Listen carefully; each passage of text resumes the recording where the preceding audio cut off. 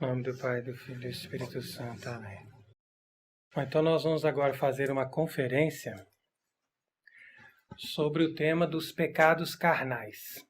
E o tema é um tanto interessante porque normalmente quando a gente fala de pecados carnais, a pessoa até pensa, mas existe outro tipo de pecado que não seja carnal? Né? Então a coisa precisa primeiro ser esclarecida nesse sentido, né? O que são os pecados carnais e o que são os pecados espirituais? Né? Então esse é o primeiro entendimento, né? Porque nós somos feitos de corpo e de espírito, né? Então a gente pode pecar com o corpo, mas também podemos pecar com o espírito, né?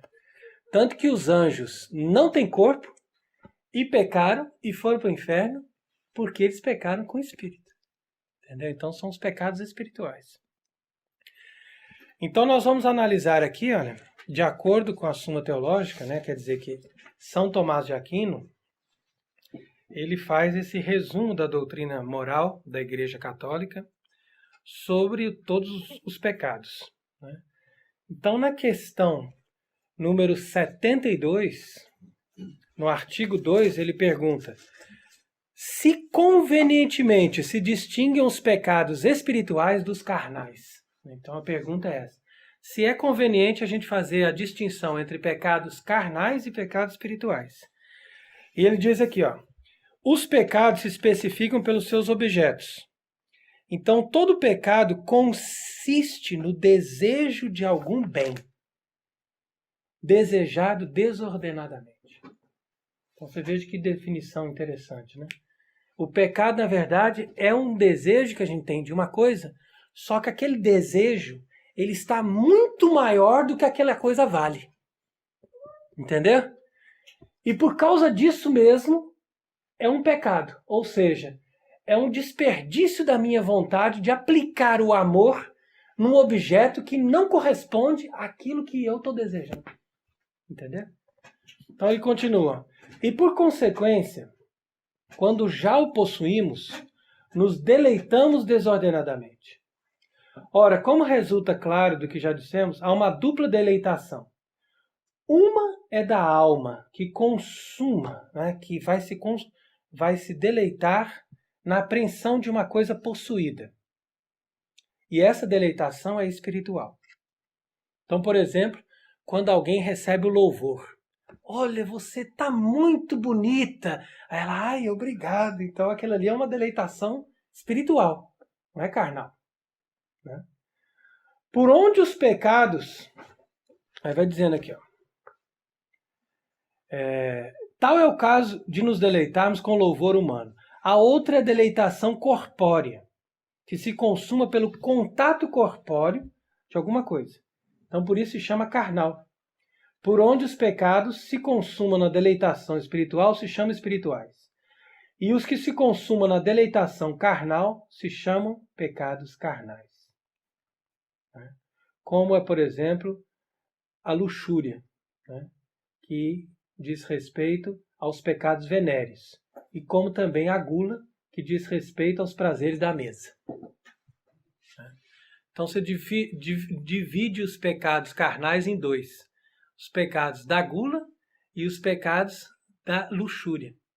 Luxúria não tem nada a ver com luxo, não. Luxúria quer dizer os pecados venéreos, em relação ao sexo, né? Daí o apóstolo dizer: purifiquemo-nos de toda imundície da carne e do espírito. Então ele diz que a gente tem que purificar-se da imundície da carne e do espírito. Então tem esses dois. É interessante que com essa abordagem desse modernismo, né, quer dizer, dessa teologia moderna, muitas vezes a gente ouve esses teólogos dizerem que Nosso Senhor não fazia questão de repreender os pecados da carne. Então daí eles vão insistindo nessa ideia da misericórdia, né, como que se Cristo fosse simplesmente um ministro da misericórdia, a ponto de que no próprio Evangelho alguns questionaram isso. e ele disse, eu não vim abolir a lei. Não vim abolir a lei. Então, como que a gente entende isso? Quer dizer que Nosso Senhor, quando ele estava na sua vida terrena, ele fez questão de ressaltar os pecados espirituais. Né? Porque os pecados carnais já estavam muito bem colocados, muito bem apresentados naquela religião dos judeus. Né? Então as pessoas já tinham noção do que era o pecado da fornicação, do adultério, né? do homossexualismo, tudo isso. Então Nosso Senhor não precisaria ficar ali ressaltando essas coisas. Porque as pessoas estavam cansadas de ouvir isso. O problema deles estava sendo pecado espiritual. Porque os judeus eram tão bem formados na lei e eles tinham tanto conhecimento dos pecados carnais que eles não se davam conta da perversidade dos pecados espirituais. Então daí vem aqui a distinção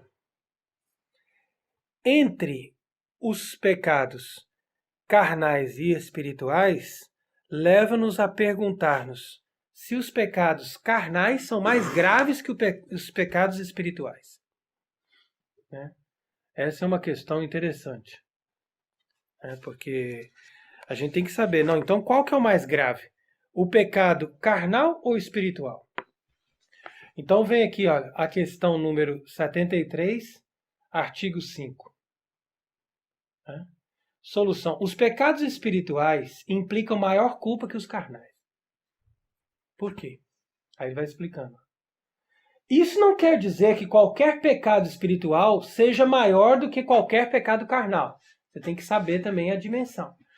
Mas se você diz simplesmente na lógica, qual que é pior? Pecar com a carne ou pecar com o espírito? Pior é pecar com o espírito. Por quê? Porque diz o seguinte, que os pecados espirituais, eles pertencem ao espírito. Né? Ou seja, eles se dirigem diretamente contra Deus. Enquanto que os pecados carnais consumem-se no deleite, no apetite da carne. Né? E, portanto, o pecado carnal, como tal, ele não é dirigido diretamente contra Deus, mas sim contra si mesmo ou contra o próximo. Então, por isso que o pecado carnal é mais grave. Porque, através da soberba, a pessoa ela adquire uma atitude de negação de Deus. Portanto, nenhuma pessoa vai entrar no inferno tendo cometido somente pecados carnais.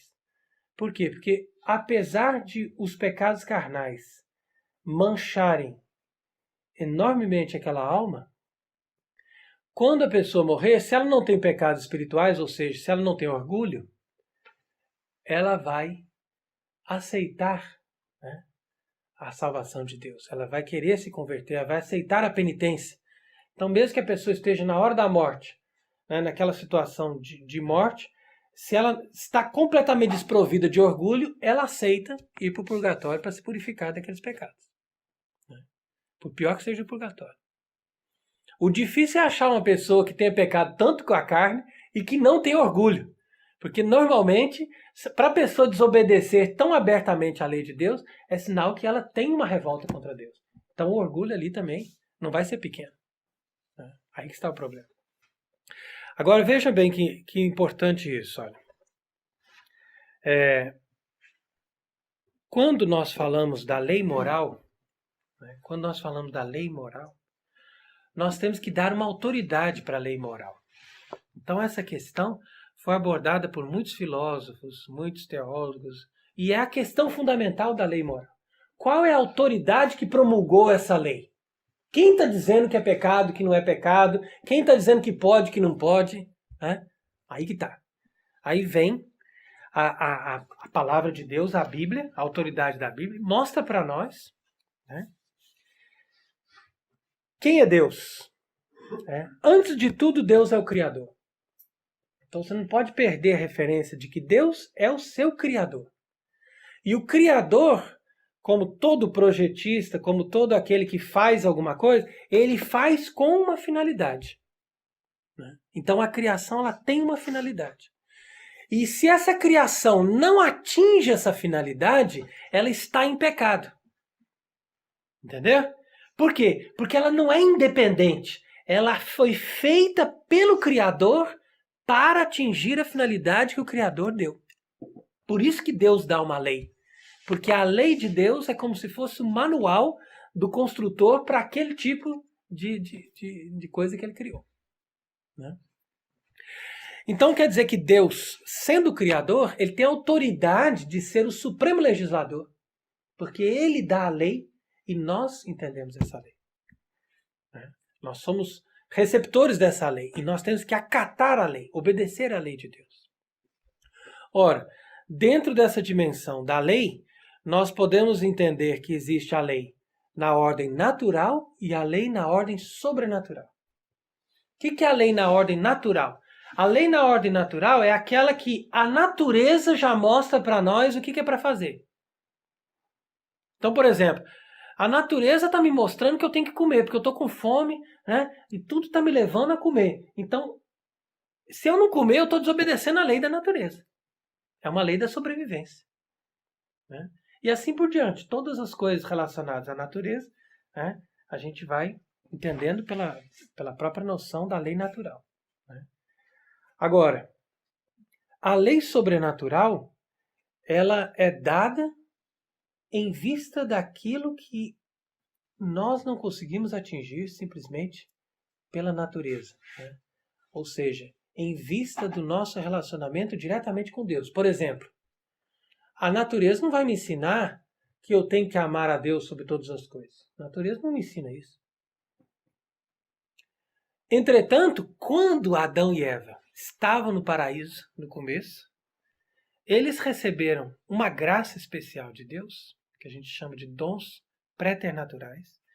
E através desta graça especial de Deus, eles tinham a noção de quem era Deus. Eles tinham a noção de que eles tinham que cultuar a Deus de uma forma automática. Não precisava Deus ensinar isso para eles. Daí a desgraça do pecado original. O pecado original, ele desordenou e cegou o ser humano. O pecado original fez o ser humano ficar cego e desordenado. Ou seja, por que ele ficou cego? Porque ele não tinha somente visão das coisas, como a gente tem visão material. Ele tinha também visão sobrenatural. Ele conseguia entender coisas de forma sobrenatural sem precisar da Bíblia.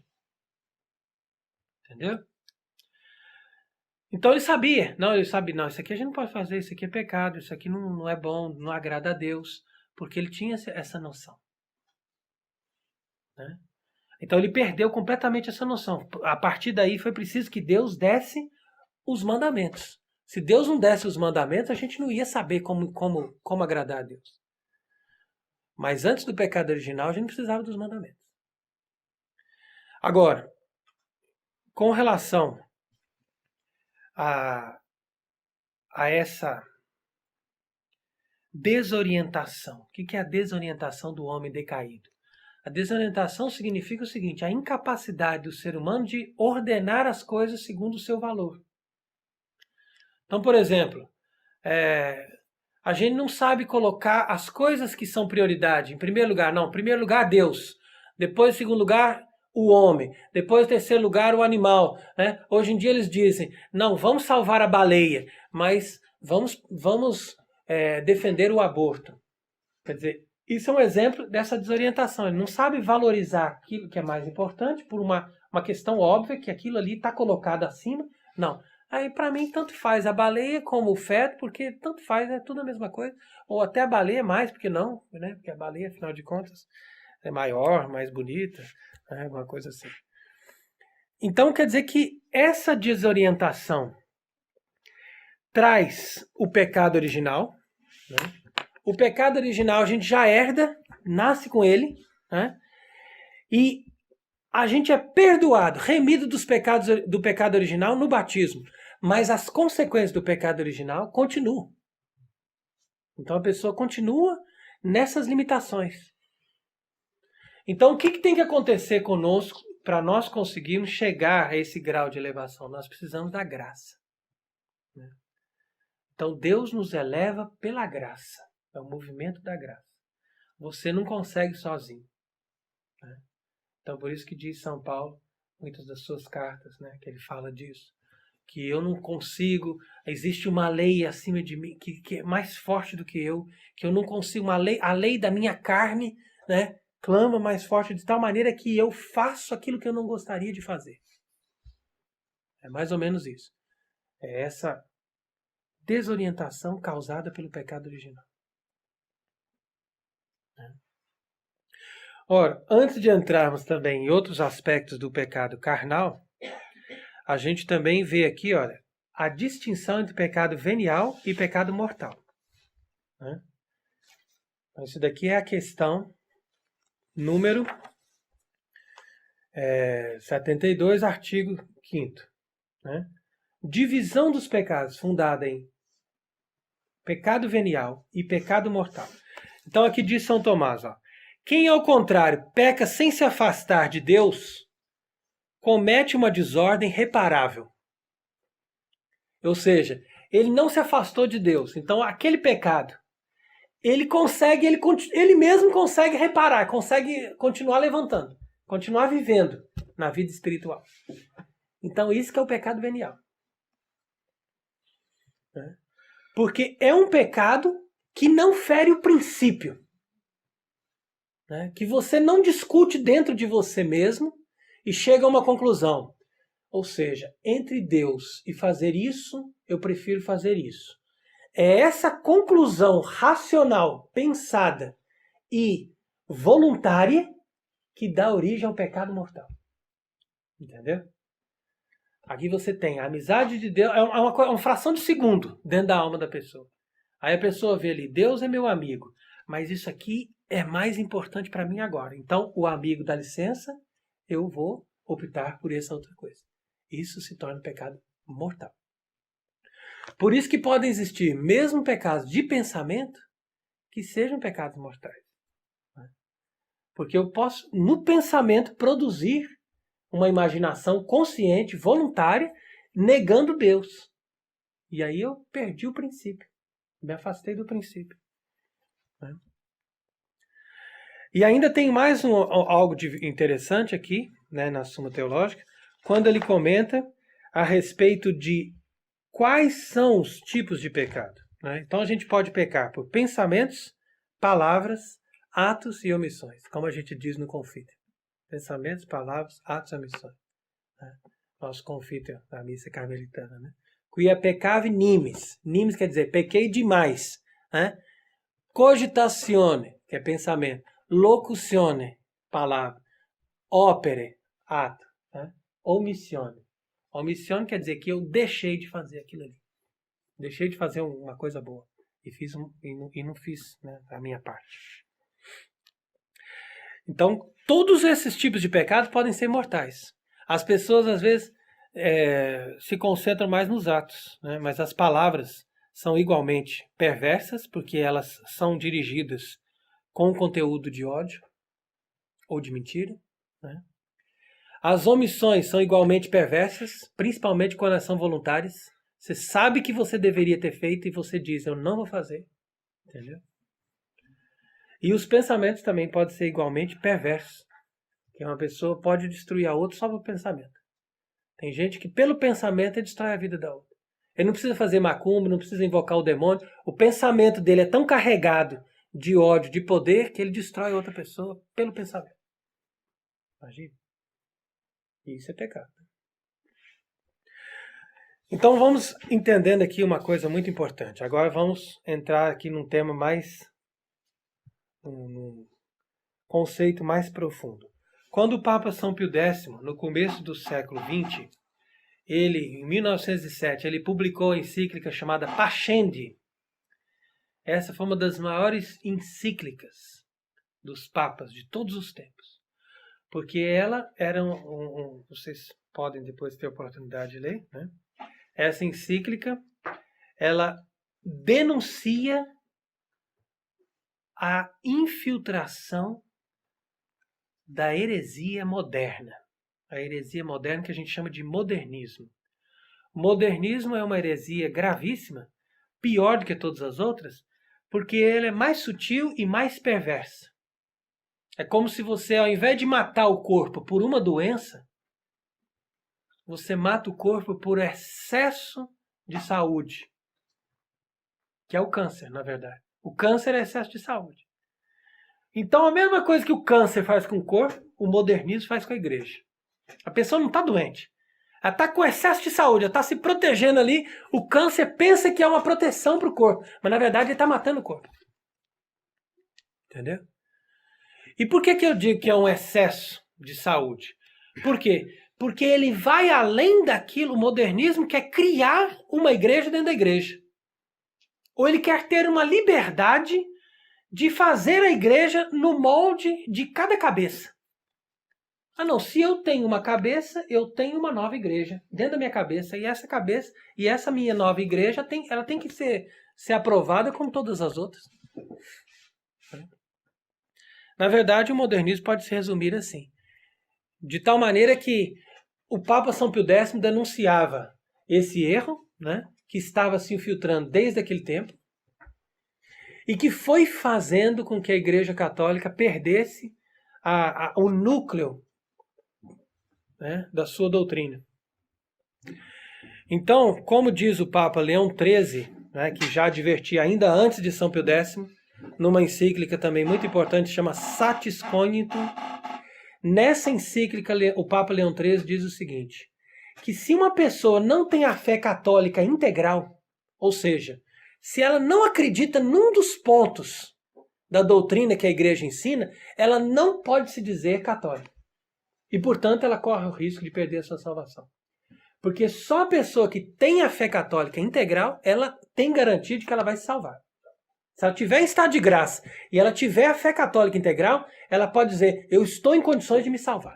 Fora disso, ela pode ter certeza que existe problema aí para ela se salvar. Entendeu?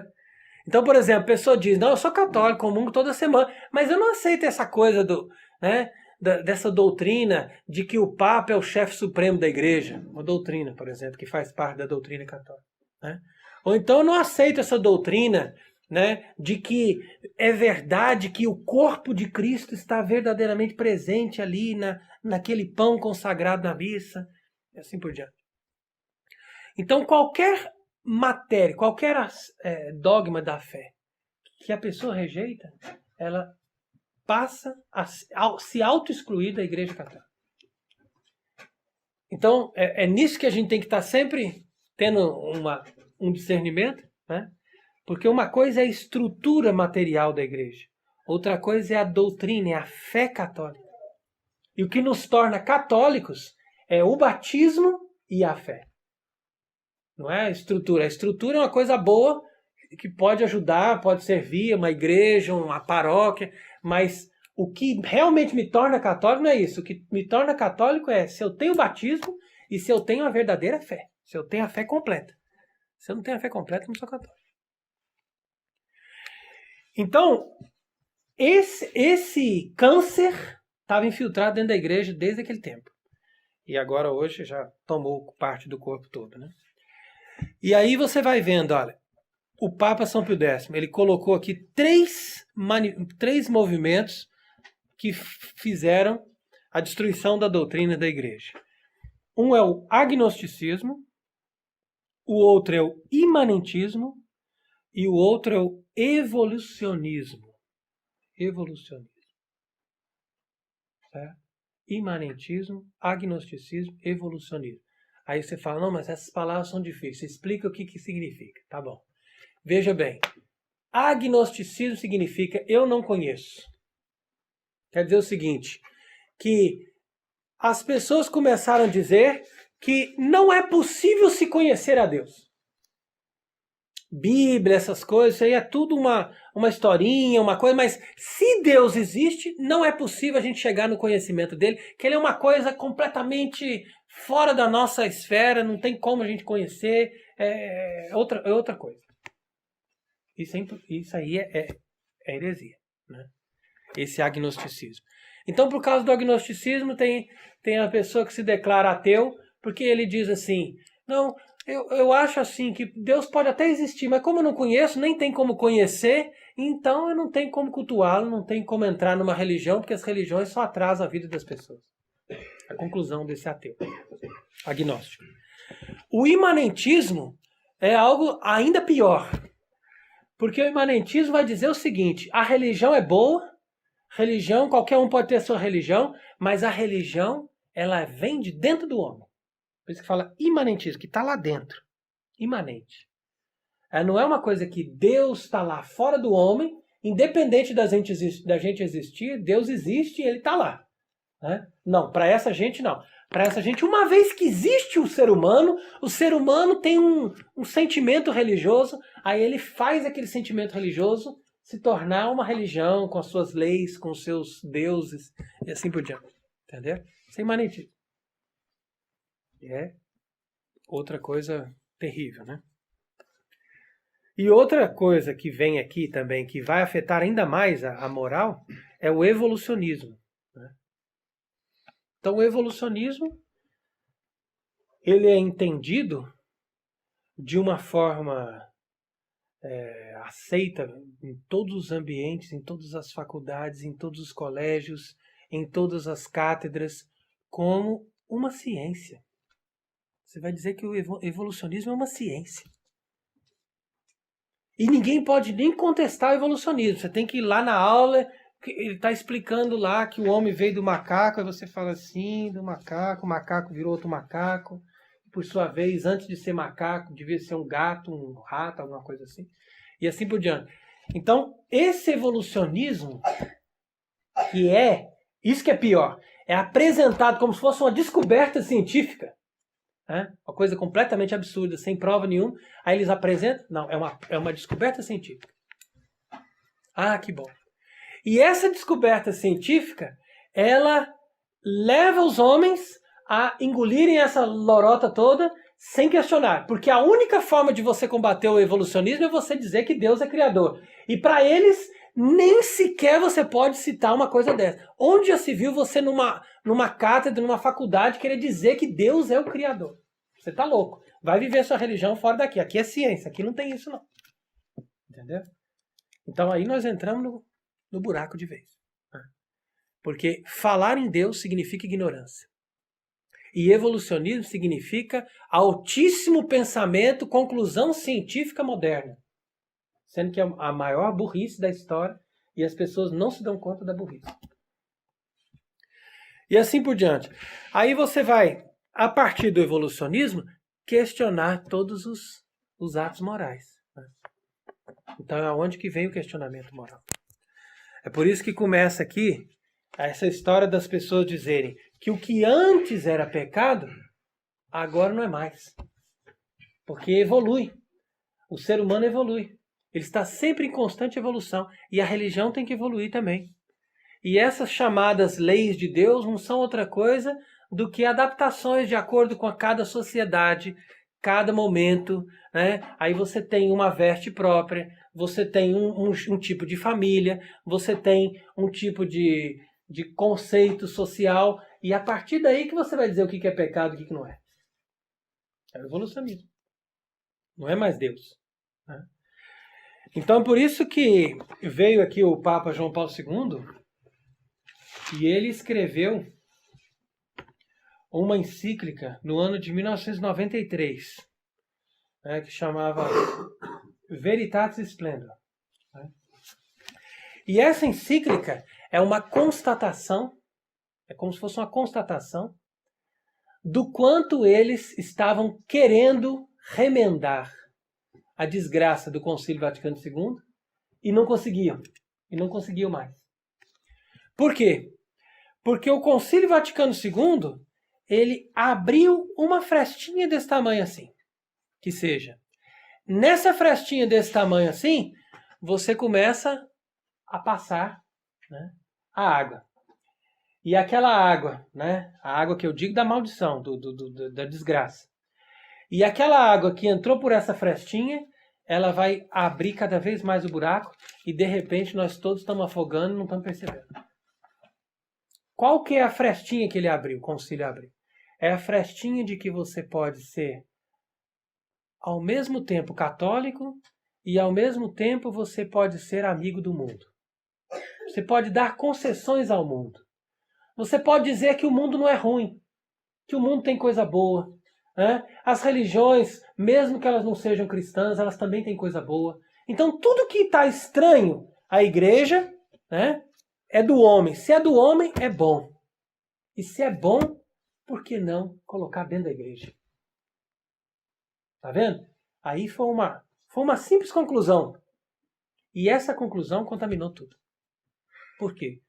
Porque todos os doutores da igreja, todos os papas, todos os teólogos, todos os bispos, todos os santos, qual que era a única conclusão que eles tinham do começo ao fim da vida deles, desde o primeiro instante da conversão até o momento da morte? Que eu tenho que renunciar ao mundo, porque quem reina no mundo é Satanás.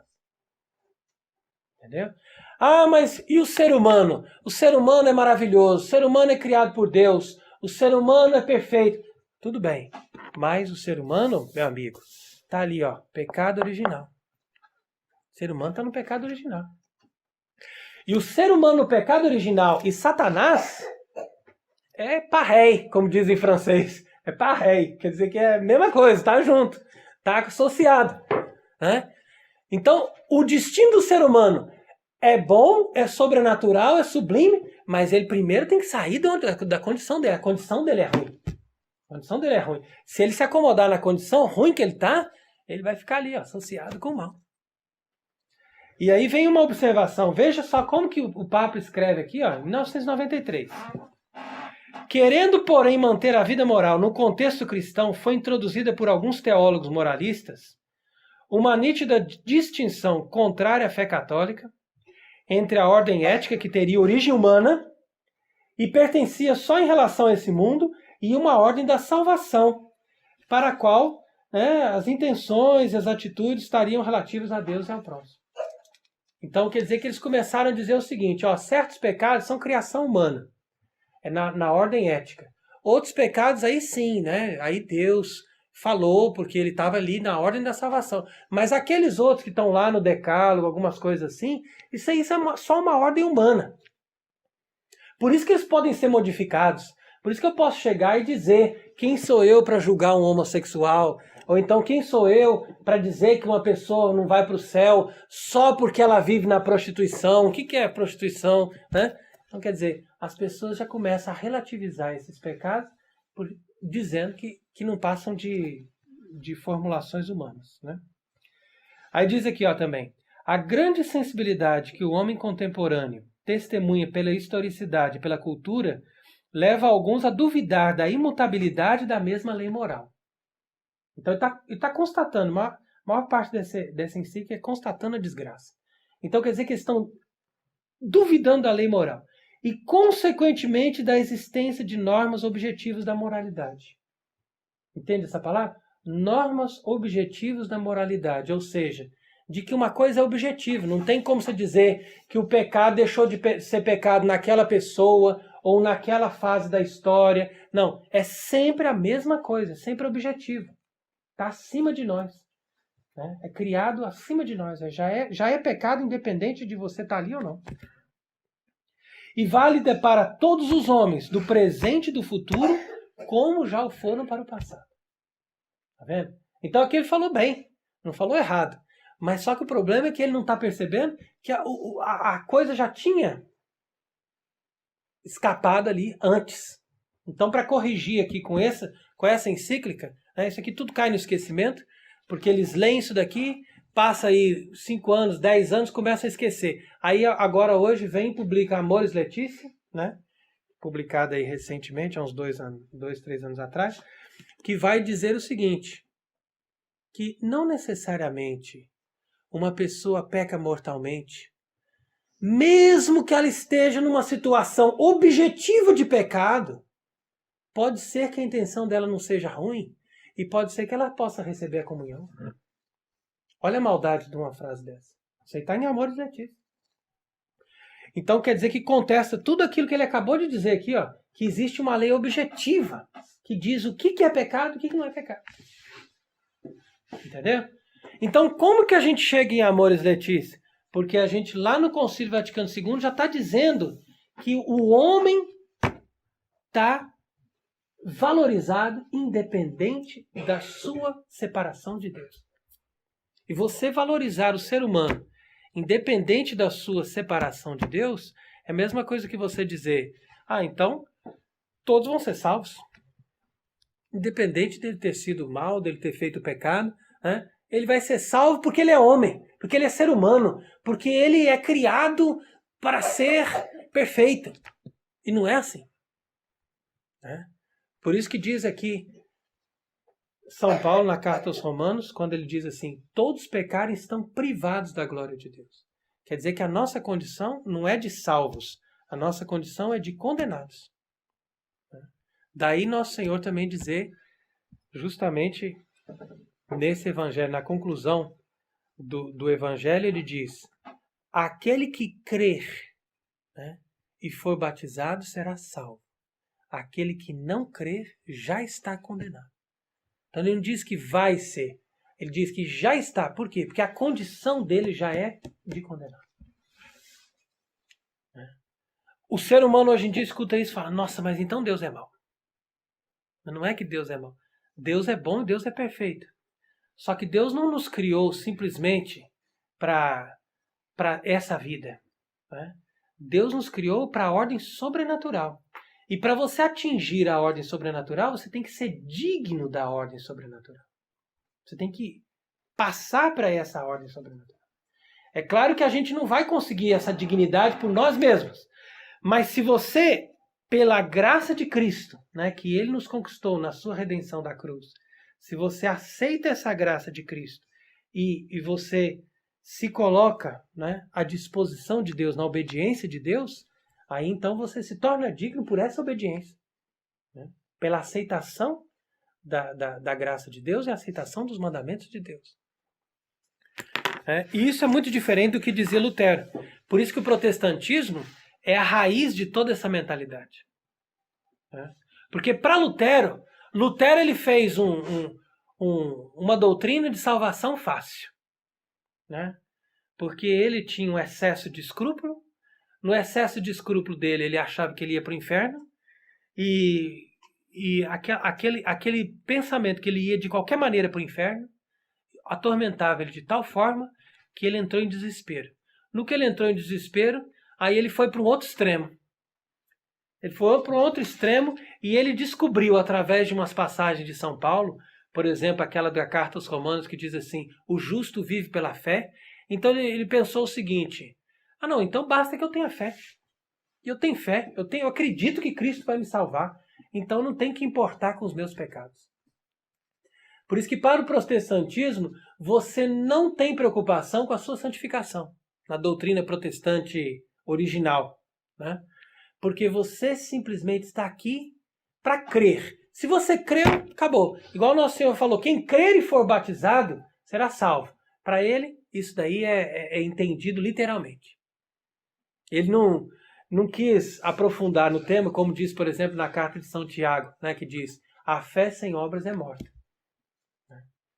Então quer dizer que eu não tenho como professar a fé se eu também não vivo aquela fé. Daí a contradição da doutrina protestante. Agora passemos então para um outro tema, que seria as consequências dos pecados carnais. Né? Veja bem, primeira consequência dos pecados carnais é a perda da honra. A honra é um bem espiritual. Se a pessoa não tem orgulho, né, ela não se importa de perder a honra. É uma pessoa humilde. Mas só que é uma pessoa que tem essa virtude, que é humilde, mas ela vai perdendo a honra e essa atitude dela, né, de se entregar a esses pecados, faz com que ela se torne uma pessoa semelhante ao animal. Ou seja, que vive em busca simplesmente de satisfazer as suas motivações dos sentidos. Por isso que a gente diz que é uma pessoa sensual. Então, essa é a segunda consequência. Além da perda da honra, que é um bem espiritual, a pessoa que peca com os pecados carnais, ela passa a se tornar cada vez mais sensual. Então, o caminho para essa pessoa depois, para ela conseguir chegar em Deus, vai ser mais difícil, porque ela vai ter que passar por uma maior e mais dolorosa purificação dos sentidos. Entende isso? Quer dizer, todos aqueles sentidos, ou seja, o gosto que eu tenho do tato, do paladar, da língua, dos olhos, tudo isso tem que ser purificado para eu entrar na vida espiritual. E quanto mais eu desenvolvo a sensualidade, mais eu me apego no homem sensual. O homem sensual, ele está no nível do animal. Entendeu? E ele, então, não consegue se elevar para as coisas espirituais, para as coisas sublimes. Por isso que hoje em dia, você vê os jovens hoje em dia, eles não são capazes de escutar uma poesia. Eles não são capazes de escutar uma música clássica e admirar a beleza. Porque essas coisas, elas estão proporcionais às contemplações. E a contemplação, ela só é possível quando a pessoa saiu do plano da sensualidade. E ela entra no plano da espiritualidade. Entendeu? As pessoas não são capazes. Elas não são capazes de ficar numa igreja em silêncio, por exemplo. Porque o silêncio para ela é monótono. Eu preciso estar motivando a minha sensualidade. Então, hoje em dia, como nós temos um mecanismo na estrutura do nosso mundo, da mídia, das comunicações, desses aparelhos de celular, tudo que a gente utiliza é disposto para fornecer ao homem somente sensualidade. Eles querem tornar o homem cada vez mais sensual. Quem? Os inimigos da nossa salvação, que trabalham junto. Os governantes desse mundo junto com os demônios. Eles querem nos tornar sensuais. Então, cada vez mais as crianças são mais sensuais, porque elas aprendem a ser sensuais desde a infância pela forma como elas recebem as coisas, os desenhos animados, os filmes, as músicas. Você vê criança de 5, 6 anos dançando, entendeu? Danças sensuais, entendeu? Então, isso aí é para infundir na criança a sensualidade. Aí você, além de tirar aquele sentimento nobre de pureza, de pudor, você ainda infunde naquela criança o vício pelas coisas sensuais. Ela precisa estar o tempo todo na sensualidade. Essa é uma grave consequência do pecado carnal. E ainda vai para outras consequências mais profundas, né? Porque a pessoa cada vez se torna mais cega espiritualmente, cada vez ela vai incitando mais a revolta contra Deus, porque a lei de Deus está impressa na alma daquela pessoa, e ela vai tendo consciência daquela lei de Deus, e vai tendo revolta contra Deus, porque ela pensa, Deus vai me tirar os meus prazeres. Então ela vai aumentando aquele grau de revolta contra Deus. Por isso, cada vez ela vai se tornando mais fortemente adaptada para se condenar. E aí ela acaba se condenando ou pela presunção ou pelo desespero, né, que são as últimas consequências dos pecados carnais.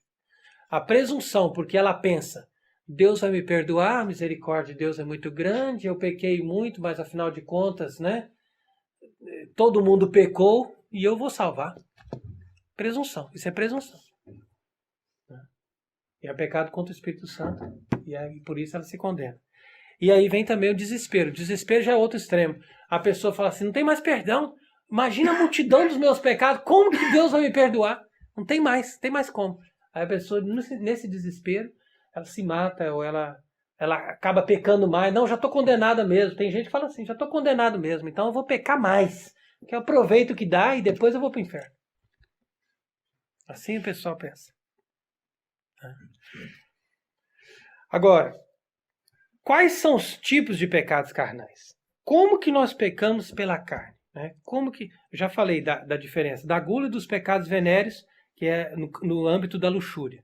Agora, quando entra no âmbito da luxúria, o que é pecado de luxúria? Vamos, para responder essa pergunta, analisar o princípio do sexo.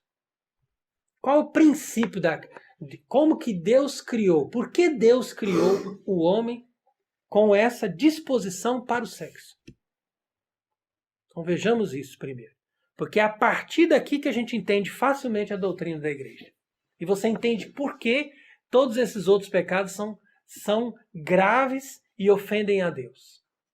Então vamos entender isso. Primeiro, lógica humana.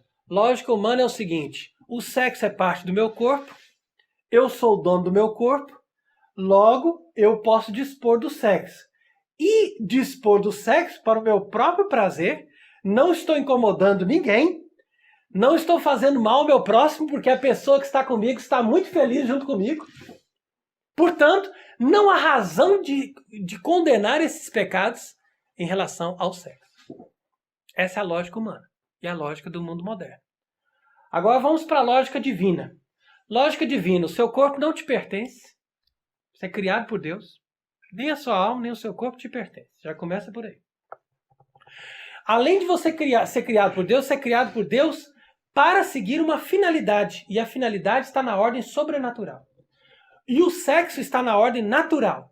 Se o sexo na ordem natural não se dispor a viver de forma ordenada aquilo de acordo com como foi criado por Deus, em vista da ordem sobrenatural, o sexo vai comprometer a salvação, ou seja, a ordem sobrenatural. Portanto, o sexo vai se tornar não só pecado, mas vai se tornar motivo da pessoa perder a sua salvação eterna. Então é uma coisa gravíssima. Da onde que a pessoa vai tirando isso?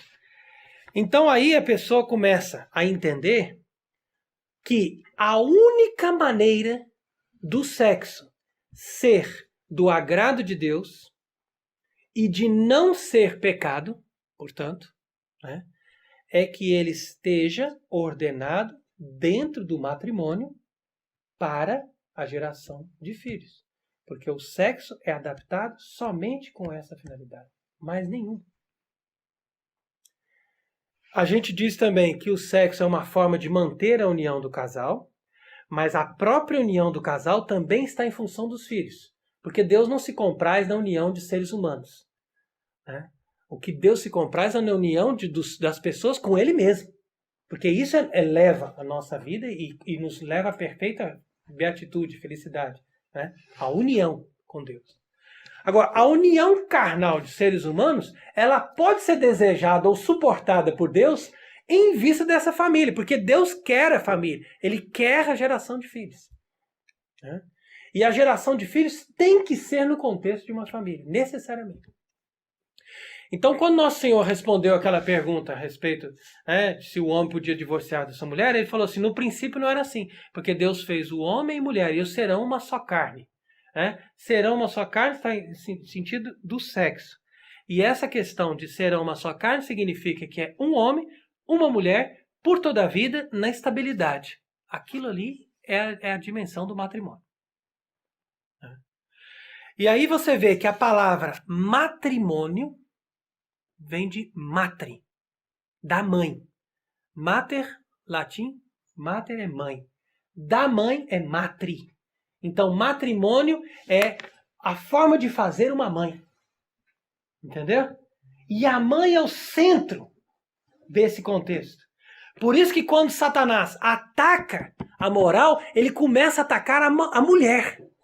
Ele quer desfigurar a mulher da maternidade. Se ele consegue fazer a mulher não ter nenhuma relação com a maternidade, você pode ter certeza, ali nós já estamos na desgraça total da sociedade. E hoje você pode ver, grande parte das moças, elas dizem, eu não quero casar, eu quero ter sexo, mas não quero casar. Ou então ela quer dizer assim, não, eu quero até casar, mas não quero ter filho. Imagina. Então que lógica que tem? Olha como que a mente dela foi deturpada. Ela perdeu completamente a noção de que significa matrimônio. Por quê? Porque quando uma mulher, no tempo que as pessoas ainda tinham noção, pelo menos da lei natural, ela entrava em matrimônio, o que ela pensava? Eu estou me desposando porque eu vou doar a minha vida para gerar filhos.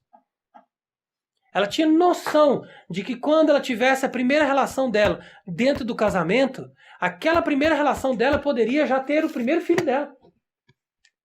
E assim por diante ela levaria esse matrimônio por toda a vida, porque ela tinha um compromisso com Deus de gerar filhos. E o marido tinha um compromisso com Deus de colocar o sêmen dele dentro dessa mulher para gerar filhos. Ele ia ter a noção, né, porque isso foi dado desde a natureza mais primitiva, de que o sêmen que o homem tem, ele nunca pode estar fora da mulher para gerar filhos. Toda vez que ele está fora da mulher para gerar filhos, por qualquer outra via, ele é maligno. E a Bíblia fala de exemplos, né, de pessoas que foram mortas por Deus, porque ele colocou o sêmen fora e não colocou dentro da mulher para gerar filhos. Então você veja como que nós estamos longe da doutrina católica. E aí vem o próprio Papa Paulo VI, com o mesmo desespero do Papa João Paulo II aqui em 93, Papa João Paulo VI em 68. Publicou a encíclica condenando os anticoncepcionais. Aí ninguém deu ouvido a ele, os bispos criticaram ele ficou exilado. Nunca mais ele publicou encíclica nenhuma. Ele publicava cada ano, pelo menos 2. E entrou em desespero e em depressão. Então foi o fim de um papa, né, que percebeu que você não pode dar isso aqui para o inimigo. Você não pode dar uma moedinha para o inimigo, senão o inimigo daqui a pouco vem de derruba. Pois se você for ler a Escritura, você vai ver que no Gênesis, Satanás era uma serpente.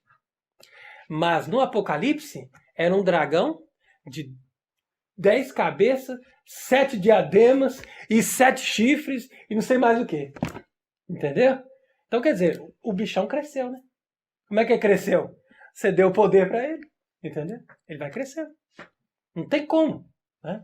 Então, tudo que você dá poder, ele vai embora. Dá autoridade para o seu filho dentro da sua casa, ele vai uma hora e te mata. Entendeu? Então, a mesma coisa. Nós não podemos dar autoridade para Satanás, nem para o mundo, nem para a nossa carne. São as 3 coisas que a gente tem que submeter. Porque essas 3 coisas uma hora vão nos derrubar. E a Igreja Católica sempre soube disso, sempre condenou isso e sempre teve firmeza nisso. De repente eles entraram na apostasia e falaram assim, não, vamos dar uma trégua para o mundo, vamos dar uma trégua para a carne, e agora por que não, vamos dar uma trégua para Satanás? Né? Tanto é assim que tem muitos roqueiros aí, satanistas, que quando eles vão morrer, aí eles vão lá, faz o velório deles e vai um padre benzer, falar assim, ai que lindo, ele morreu, ele cantava tantas músicas lindas. Não importa que ele adorava Satanás, vamos dar uma trégua para Satanás também. Entendeu? Então não pode. O inimigo, ele é sempre inimigo. Né? E o inimigo você tem que tratar da seguinte maneira, você submete ele. Só isso. Se você não se submete ele te submete e te mata. É assim que você trata o inimigo. Então veja o que acontece aqui. Os diversos tipos de pecados. Hoje em dia, você diz que não pode julgar um homossexual. Mas não sou eu que julgo o homossexual, é Deus que julga. E Deus julgou o homossexual como julgou Sodoma e Gomorra. Ele mandou fogo nessa cidade. Todos eles morreram pelo fogo, porque eram cidades que eles tinham como regra o homossexualismo. Né? Então São Paulo, na carta aos Romanos, capítulo 1, se você ler lá, vai dizer o seguinte, que o homossexualismo é castigo de Deus para os idólatras. A pessoa, quando começa a atrair por outro sexo, você pode saber que aquilo ali é uma permissão de Deus para um demônio entrar dentro dela e convencer ela de que ela pode ser feliz na presença de outra pessoa e viver com aquela pessoa e ter relação com aquela pessoa. E isso faz com que a pessoa se desligue completamente de Deus, porque ela vai contra a própria natureza. Ela sabe que ela não consegue gerar um filho, mas ela vai lá e teima e fala assim, não, mas eu vou ter o sexo. Por que não? Prazer. Então essa desfiguração completa da natureza que Deus criou. É a forma mais perfeita de você dizer, você não é meu criador, não te dou satisfação. É o pecado contra a natureza. Então, de todos esses pecados carnais, sem dúvida, o pior é o pecado contra a natureza. Agora, uma pessoa pode pecar também de uma forma tão desordenada, em termos de orgias, em termos de pornografia, em termos de todo tipo de adultério, de devassidão, que essa pessoa pode estar num nível de impureza até mais grave do que um homossexual que tem ali o seu parceiro. Pode. Entendeu? Não significa que o pecado dela é de uma ordem mais grave, porque a ordem contra a natureza é mais grave, mas a intensidade do pecado pode ser pior. Entendeu? E mesmo a questão da masturbação, que muitas pessoas querem, mesmo padres, né, que se condenam, como o próprio livro de Ezequiel diz, porque eles deixam de afirmar a verdade que a própria igreja afirma, né, a masturbação é condenada também nas Escrituras. Por quê? Porque a masturbação é um desvio completo da intenção daquilo que Deus criou. É a pessoa jogar fora um sêmen simplesmente para produzir prazer. Sendo que o sêmen é riqueza, é tesouro, é ouro. Os antigos diziam, o sêmen é o ouro, é a matéria preciosa que Deus fez, ali está a vida, tem que estar ali dentro em função da geração da vida. Agora, Deus vai contar cada momento. Todos os mínimos movimentos de impureza que a pessoa faz, e zomba do corpo, e desonra o corpo, e faz todas essas abominações e profanações com o corpo, que é sagrado, que é templo do Espírito Santo, tudo isso está contado. Então daí a gente vai perceber, né, que a gente não pode brincar com essas coisas. A gente não pode chegar nem no desespero de Lutero. O desespero de Lutero é o seguinte: nós não somos capazes de ser puro, não. Vamos parar com essa conversa, ninguém é puro, todos os padres têm mulher, todos os bispos têm mulher, se não tiver mulher tem um rapazinho, tem um namoradinho, né? E aí vamos parar com isso e vamos dizer que não existe pessoa santa e todos nós temos que partir para o pecado mesmo, depois Deus perdoa. Esse é o desespero de Lutero. Assim era ele. Entendeu? Isso é falso. Aqui vem o Concílio de Trento. Diz aqui capítulo 11 dessa sessão aqui, que é a 6ª sessão do Concílio de Trento. Diz o seguinte, olha que palavra bonita aqui, ó. Ninguém, embora justificado, deve se julgar livre da observância dos mandamentos. Ninguém deve fazer aquela temerária expressão combinada pelos padres com o anátema, segundo a qual é impossível ao homem justificado a observância dos mandamentos de Deus. Então isso é condenado pela igreja, essa afirmação de que é impossível. Não, isso é falso. Cada pessoa na Terra, pode ser a pior prostituta, você fala assim, não, essa prostituta não tem mais jeito. Tem. Ela tem, pela lei de Deus, pela doutrina da igreja, aqui está afirmado, que se ela fizer aquilo que Deus, os passos que Deus, né, deu, os recursos que Deus deu para ela se salvar, ela consegue se salvar. E consegue obedecer os mandamentos. Né? Então quer dizer o seguinte, que o primeiro passo para a luta contra a carne e contra os pecados carnais é a obediência. Primeiro passo. Primeiro passo é a obediência. A obediência nem sempre é uma fórmula que as pessoas estão acostumadas a escutar. Principalmente porque hoje em dia você não pode mais bater numa criança, senão você vai preso. Né? Então, quando o tempo que a criança apanhava, aí ela aprendia o que era obediência. E se você, nem que seja escondido, bater no seu filho, você vai fazer uma grande coisa. Você vai mostrar para ele como que ele tem que obedecer. Né?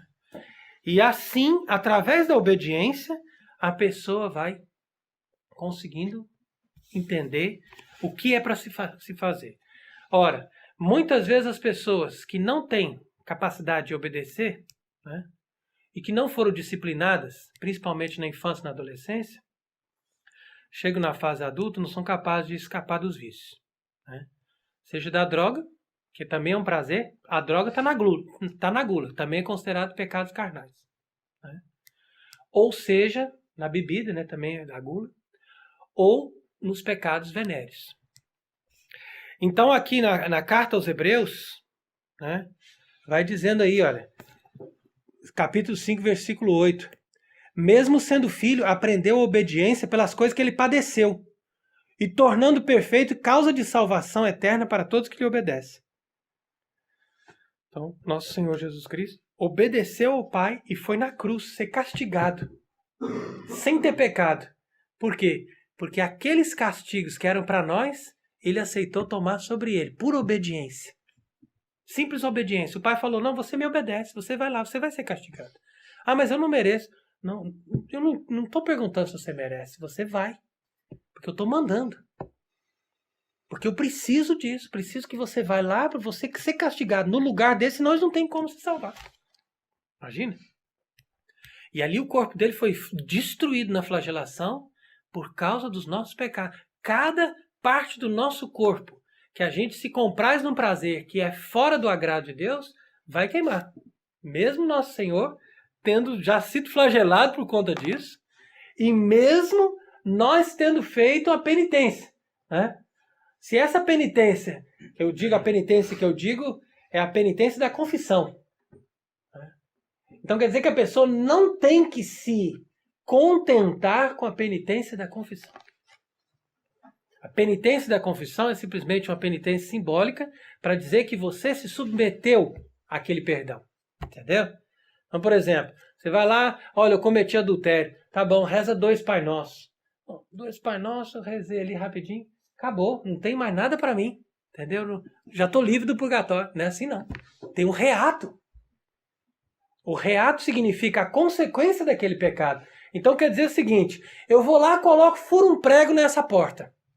A porta é uma madeira maravilhosa, eu vou lá, furo um prego nessa porta. Tá bom. Então aí, vamos perdoar o pecado? Vamos. Arranca o prego. Mas aí depois vamos tampar o furo. Né? Para tampar o furo, para restaurar a porta, já é outro trabalho. A confissão é arrancar o prego, mas tampar aquele estrago que é mais difícil. Né? Então, depois da obediência, o melhor remédio para não somente evitar, mas também purificar os pecados da carne é a penitência. Né? A penitência começa pela boca, você fazer a penitência de certos alimentos ou abstinência de certos alimentos, jejum e abstinência, né? A penitência. Mas também você pode fazer outros exercícios de sentir dor. Né? Por que não?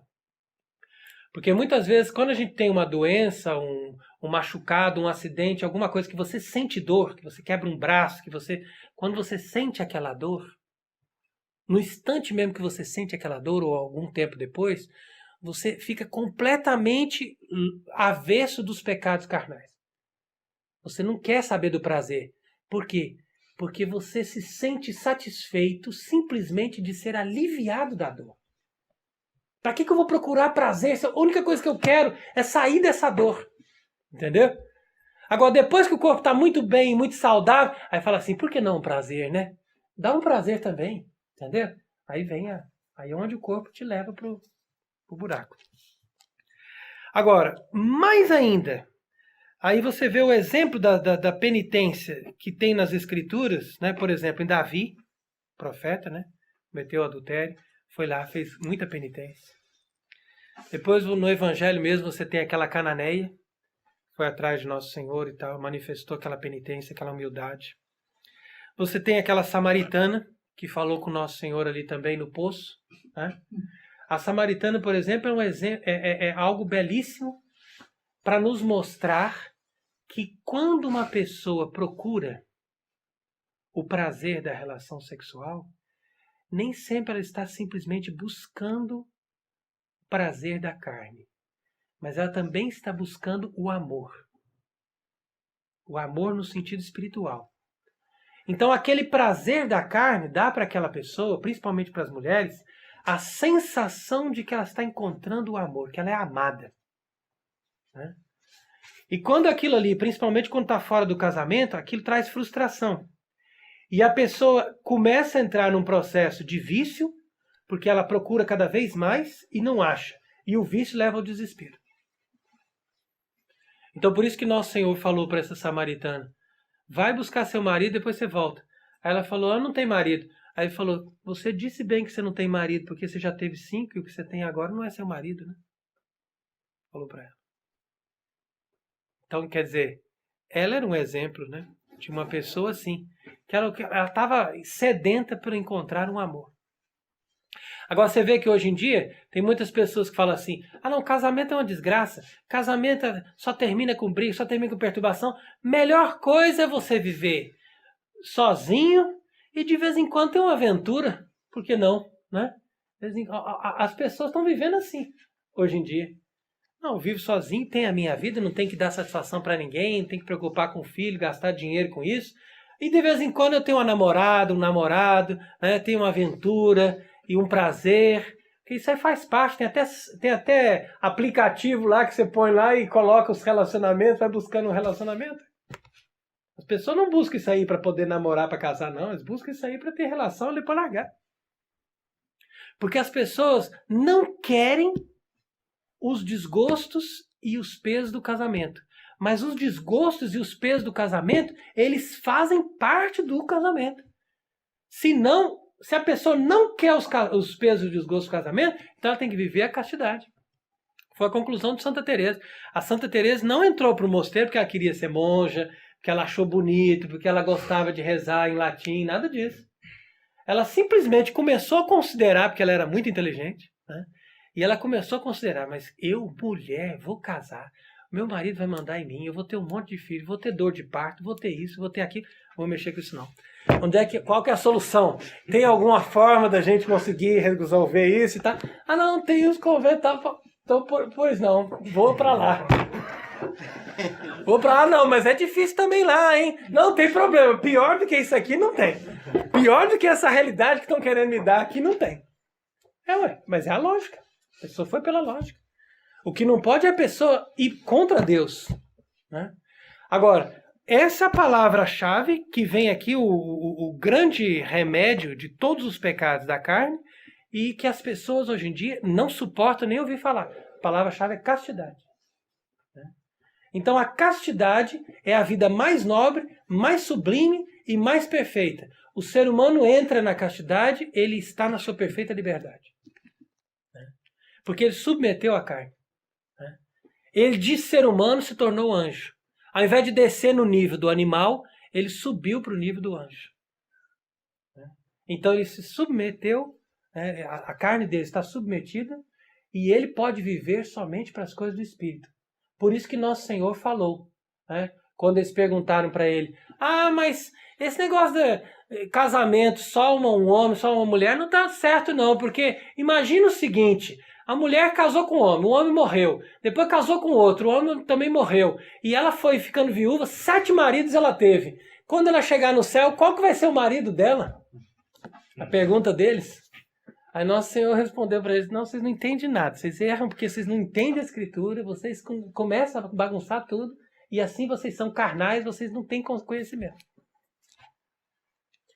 Porque quando a pessoa chega no céu, eles serão como os anjos. Né? Serão como os anjos, ele diz. Então quer dizer que a vida da castidade é a antecipação da vida do céu. Se a pessoa não tem na terra o deleite de viver na castidade, você pode ter certeza que ela não está preparada para entrar no céu. Pelo menos um pouco ela tem que passar no purgatório. E isso aí, o purgatório dela não é pequeno não. Porque os piores purgatórios, né, podemos dizer assim, são os purgatórios da carne, são os mais doloridos, né? Das pessoas que se apegaram aos prazeres da carne. Agora, os purgatórios que dizem respeito ao espírito também não são fáceis, porque é muito difícil a pessoa se purificar do orgulho. Né? É um trabalho dificílimo, só que não é tão doloroso, ele é mais meticuloso, mas a carne dói mais.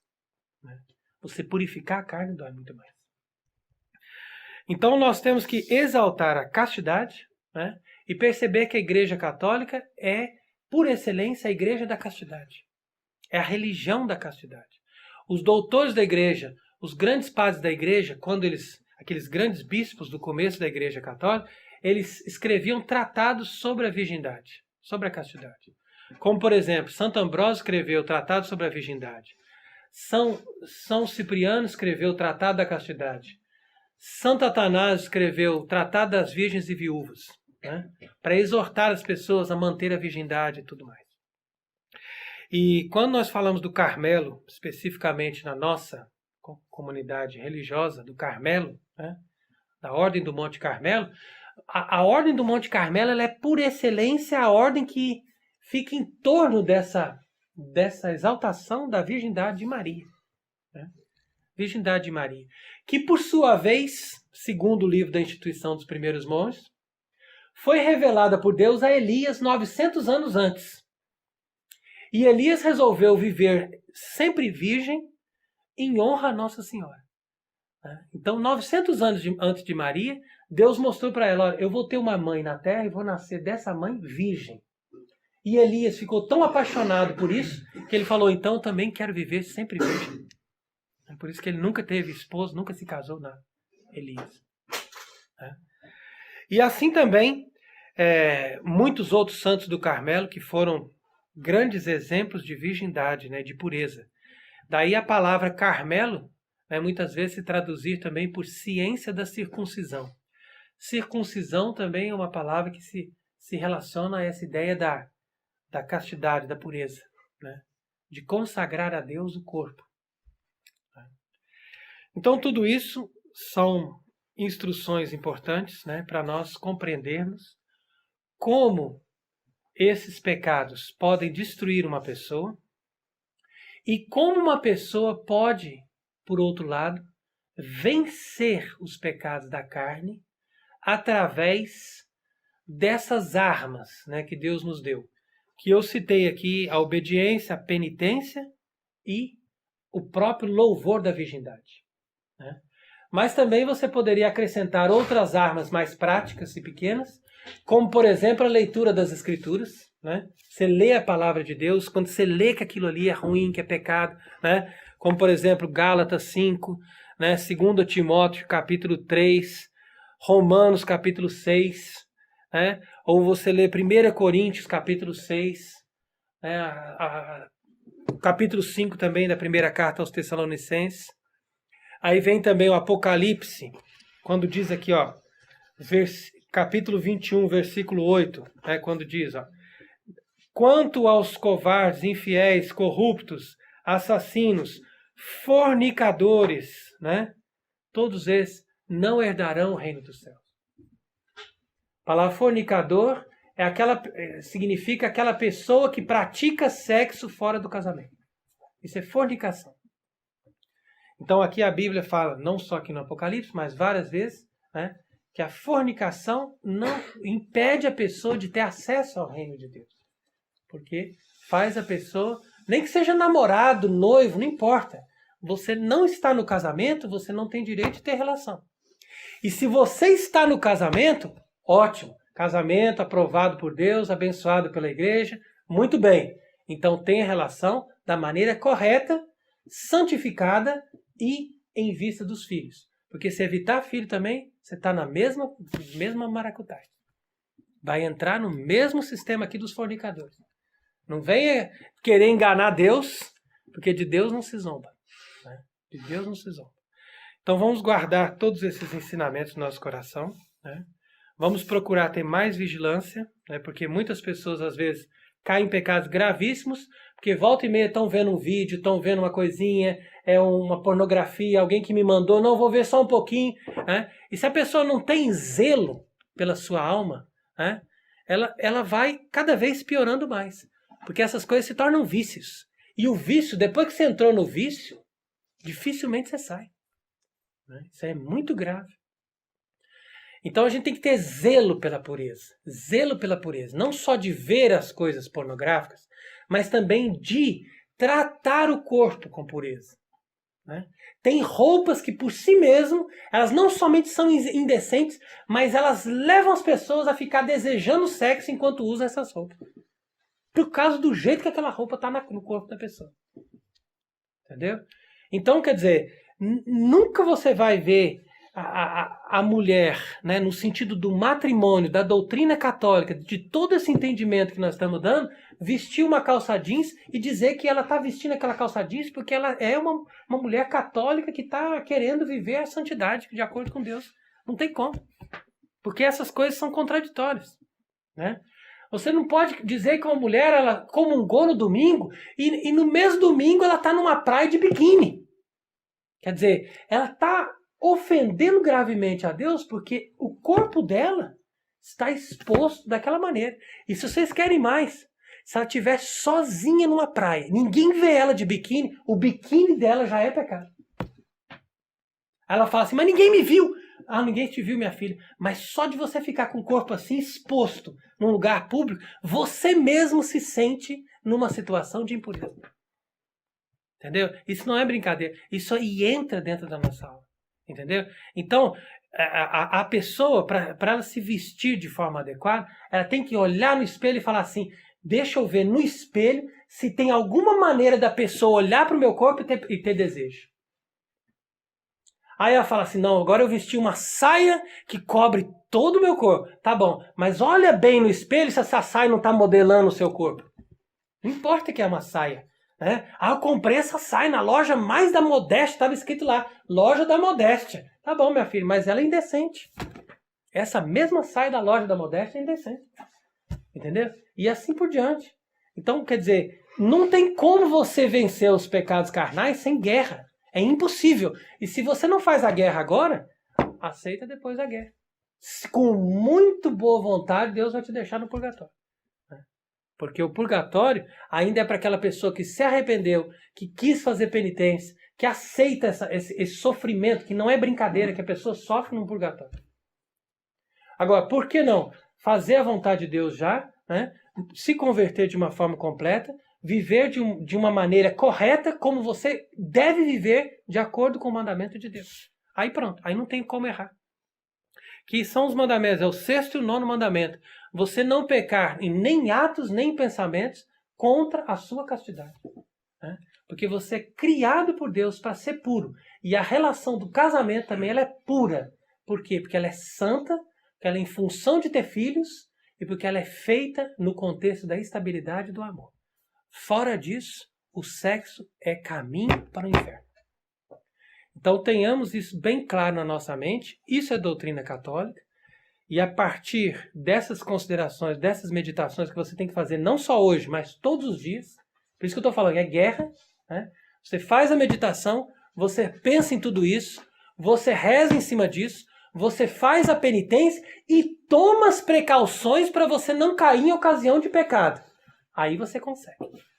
Fora disso, você é presa fácil do inimigo e você vai perder a batalha. E depois não vai chegar na hora do julgamento e falar, ninguém me avisou. Não, estava lá.